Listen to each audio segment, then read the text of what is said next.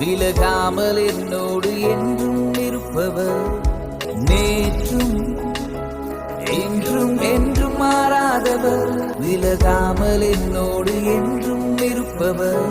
பலவீன நேரங்கள், இருளான பாதைகள், எதிரான சூழல்கள் என்றும் என்னை தாங்குபவர். பலவீன நேரங்கள், இருளான பாதைகள், எதிரான சூழல்கள் என்றும் என்னை தாங்குபவர்.